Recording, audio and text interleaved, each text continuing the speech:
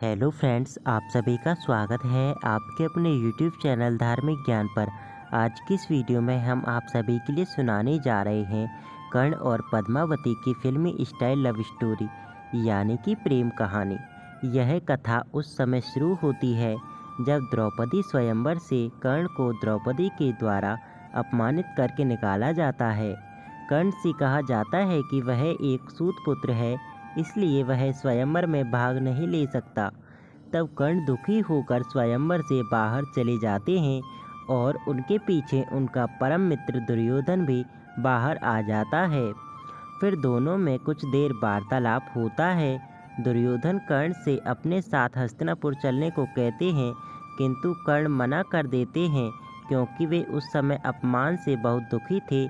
कर्ण को सबसे ज़्यादा दुख इस बात का था कि कोई उनके गुणों और पराक्रम को नहीं देखता।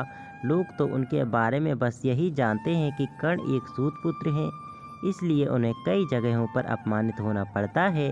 कर्ण अपने अंग राज्य को चल देते हैं। रास्ते में राजा चित्रवृत्त की नगरी पड़ती है। वहाँ कर्ण किसी के चिल्लाने की आवाज़ सुनते हैं और देखते हैं कि रास्ते में कुछ डाकू दो कन्याओं को उठाकर ले जा रहे हैं। कर्ण उन्हें डाकुओं से बचा लेते हैं, लेकिन उनमें से एक राजकुमारी असावरी थी जो कि भय के कारण मूर्छित हो जाती है। एक उनकी दासी पद्मावती थी। जब कर्ण राजकुमारी असावरी को होश में लाने की कोशिश करते हैं, तब पीछे से एक डाकू उनके सर पर जोर से प्रहार कर देता है, लेकिन कर्ण उसे मार गिराते हैं, किंतु कर्ण इस युद्ध में जख्मी हो जाते हैं। तभी वहां राजा चित्रव्रत के सैनिक आ जाते हैं और राजकुमारी को राजमहल ले जाते हैं।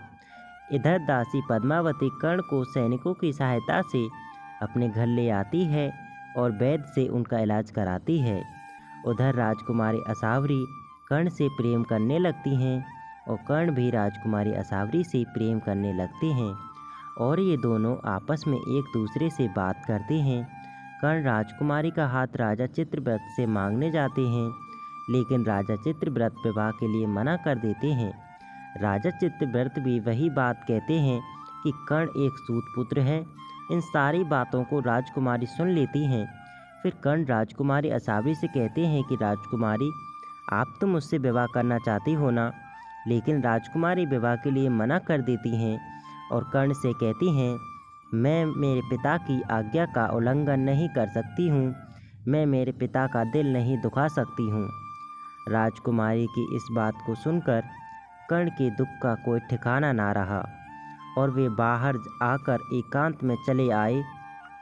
जब कर्ण राजमहल से आ रहे थे तो उन्होंने राजकुमारी और उनकी दासी पद्मावती की बातें सुनी और दासी पद्मावती राजकुमारी असावरी को समझा रही थी, राजकुमारी, आप तो कर्ण से प्रेम करती हो, उन्होंने आपके प्राणों की रक्षा की, वे तो इस तरह आपके प्राणनाथ हुए। क्या हुआ अगर कर्ण एक सूत पुत्र हैं? वे हैं तो बहुत बलशाली और पराक्रमी। अगर आपको सच में कर्ण से प्रेम है तो आपको उनसे विवाह कर लेना चाहिए। अगर मैं आपकी जगह होती तो मैं अवश्य ही कर्ण से विवाह कर लेती। खैर, उनकी इन बातों को सुनकर जैसे ही कर्ण एकांत में रहने के लिए आए, तभी वहाँ सूर्यदेव आए और उनसे कहने लगे कि तुम यहाँ एकांत में क्या कर रहे हो? वहाँ राजकुमारी असावरी का स्वयंवर हो रहा है। कर्ण स्वयंवर में जाने से मना कर देते हैं, लेकिन सूर्यदेव उनसे कहते हैं कि तुम्हें तुम्हारा सच्चा प्रेम जरूर मिलेगा, बस तुम अपने सच्चे प्रेम को पहचानो। और यह कहकर सूर्यदेव वहाँ से चले जाते हैं। कर्ण फिर वापस हिम्मत करके स्वयंवर में पहुँचते हैं। वहाँ सभी राजा एवं राजकुमार स्वयंवर में बैठे होते हैं और कर्ण को वहाँ से जाने को कहते हैं, किंतु कर्ण उन्हें युद्ध के लिए ललकारते हैं और कहते हैं कि अगर किसी भी राजा और राजकुमार में दम है तो मुझसे युद्ध करो और युद्ध में जीतने के बाद राजकुमारी असावरी से विवाह कर लो। एक एक करके सभी राजा कर्ण से लड़े, लेकिन कर्ण ने सभी राजाओं को परास्त करके राजा चित्रव्रत को बंदी बना लिया और राजा चित्रव्रत से कहा कि बताओ, अब मैं असावरी से विवाह कर सकता हूँ ना? राजा ने डर की वजह से कहा कि हाँ, आप अब राजकुमारी से विवाह कर सकते हो। फिर कर्ण ने राजकुमारी से वरमाला डालने और अपने प्रेम को पाने की बात कही, क्योंकि कुछ देर पहले तो राजकुमारी अपनी दासी पद्मावती से कह रही थीं कि वह कर्ण से सच्चा प्रेम करती हैं और वे उनसे विवाह करना चाहती हैं। अब तो कर्ण स्वयंवर में जीतकर राजकुमारी से विवाह करने योग्य हो गए हैं और इसके लिए तो राजकुमारी के पिता भी वचनबद्ध हैं। कर्ण की इन बातों को सुनकर राजकुमारी असावरी कर्ण से कहती हैं कि वह यह विवाह केवल अपने पिता की प्राणों की रक्षा के लिए कर रही हैं। यह सब कहने के बाद जैसे ही राजकुमारी वरमाला डालने कर्ण के पास आईं तो कर्ण ने उन्हें रोक दिया और उनसे कहा कि यह विवाह प्रेम विवाह नहीं है, इसलिए वे किसी भी औरत के साथ ज़बरदस्ती विवाह नहीं करेंगे।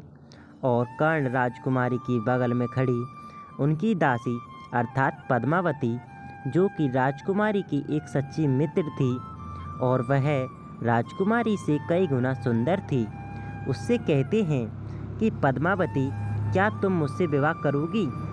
कर्ण के मुंह से यह बात सुनकर पद्मावती की खुशी का ठिकाना ना रहा, क्योंकि पद्मावती को तो कर्ण को पहली बार देखते ही प्रेम हो गया था। उनके मुंह से यह बात सुनने के बाद तुरंत विवाह करने की हामी भर दी और कहा कि मैं आपसे अवश्य विवाह करूंगी। लेकिन खास बात तो यह थी कि पद्मावती को बाद में पता चला था कि उन्होंने जिनसे प्रेम किया था वे महादानी और सूरवीर पराक्रमी कर्ण थे। उन्हें तो कर्ण को और उनके पराक्रम को देखते ही पहली बार में उनसे प्रेम हो गया था। पद्मावती के इतना कहने के बाद ही कर्ण ने कहा कि उन्होंने राजकुमारी और पद्मावती की सभी बातें सुन ली थीं, जिससे उन्हें पता चला कि पद्मावती भी मुझसे प्रेम करती हैं। मुझे इनकी बातों से अंदाज़ा लग गया था कि शायद यही मेरा सच्चा प्रेम है। इसीलिए कर्ण ने भरी सभा में पद्मावती से विवाह के लिए कहा था। वह दोनों अर्थात राजकुमारी और पद्मावती सच्ची मित्र थीं, इसलिए वे दोनों आपस में बात कर रही थीं। कर्ण किसे प्रेम करते हैं, किंतु पद्मावती एक दासी होने के कारण कर्ण से कह नहीं पाई कि वह उनसे प्रेम करती है। यही सब बातें कर्ण ने सुनी थीं और इसीलिए पद्मावती से विवाह किया था। तो दोस्तों, यह थी कर्ण और पद्मावती की प्रेम कहानी। दोस्तों, आशा है कि आपको हमारे द्वारा सुनाई गई कर्ण और पद्मावती की यह कहानी पसंद आई होगी। दोस्तों, क्या आपने कभी सोचा है कि कर्ण इतने पराक्रमी और बलशाली थे और वो अपने वादे से कभी नहीं मुकरते थे, फिर भी वो अधर्म की तरफ से क्यों लड़े? आखिर उन्होंने महाभारत के युद्ध में अधर्मियों का साथ क्यों दिया? तो इसके पीछे की एक अद्भुत रहस्यमय कहानी है। अगर आप उस कहानी को जानना चाहते हो तो आप हमें कमेंट बॉक्स में कमेंट कर सकते हैं। चलिए दोस्तों, मिलते हैं फिर किसी नेक्स्ट वीडियो में।